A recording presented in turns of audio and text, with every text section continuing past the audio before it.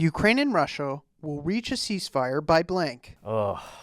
I don't have a real answer, so I'll say by the time Vladimir Putin dies, because he's probably not going to leave office before then. And look, for backstory, for those of you who aren't constantly watching the news like we are, this past weekend, was extremely bloody in the Ukraine-Russia war. Russia launched roughly 48 hours of airstrikes at civilian properties in Ukraine starting around Thursday, followed up by what's being referred to as a semi-Pearl Harbor sneak attack on Russia's Air Force by Ukrainian suicide drones.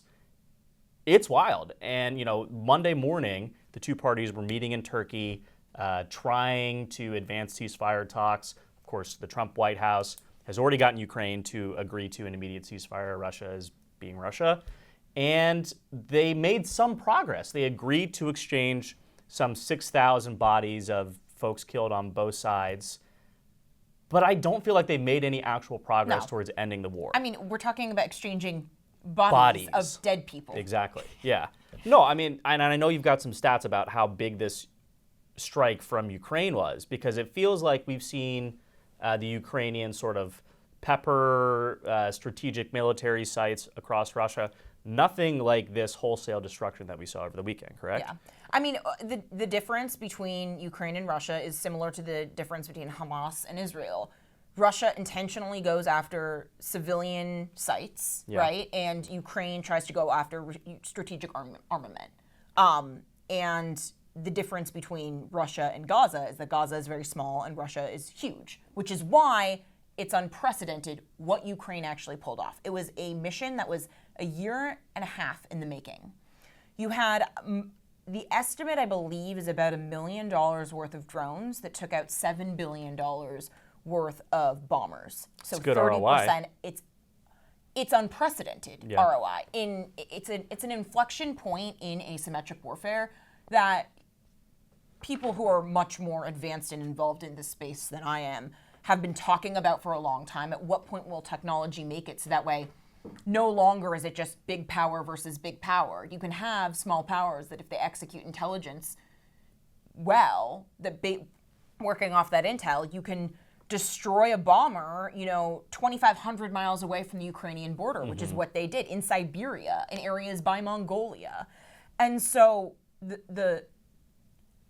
it showed it's a crucial psychological penetration of the Russian mission, because you can't propaganda that away from the civilians. No, definitely not. They destroyed like 30% of their Air Force. I mean, it's a stunning blow. And to be honest, I think this actually probably, I'm loath to repeat Donald Trump's line that Zelensky is not helping things, but I think this is such a massive black eye, shout out Elon Musk, on the part of Vladimir Putin, that there's no way he can, go forward and actually bow this down, because it looks like he was bombed into submission, right? Except this actually gets me to actually fill in the blank that I think Ukraine and Russia will reach a ceasefire by force.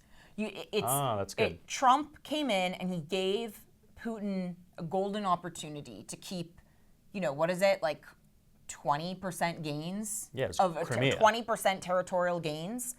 And Zelensky, recall, the whole reason why the Oval Office blow-up happened was because Zelensky wasn't budging on anything. He wanted, the verbal written commitment of security guarantee, all of that.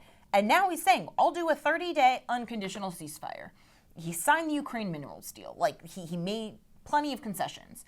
Putin has been doing nothing, being late to meetings to call Trump, calling him from, elementary schools is like an inside joke, like Soviet-style inside joke. Now, I think the pressure is on, and Putin should know, if he hasn't figured it out already, that Trump is peeved. In my opinion, the White House saying that they didn't know about this is not true. I think it's important for, strategic ambiguity. But I think this was implicitly a green light from the Trump administration that we're back on. I would agree with that specific assessment, because just last week, we got the news that NATO, including the United States, had lifted all of its restrictions on the use of applied and supplied materiel to Ukraine to strike within Russia. There's no way they didn't come up during these talks, be like, oh yeah, by the way, we're planning this What a little really coinky-dink. crazy strike for like a year and a half, but now you guys are good with it. We're going to go ahead and go forward with it, right? It baffles me that the White House could be kept in the dark about this.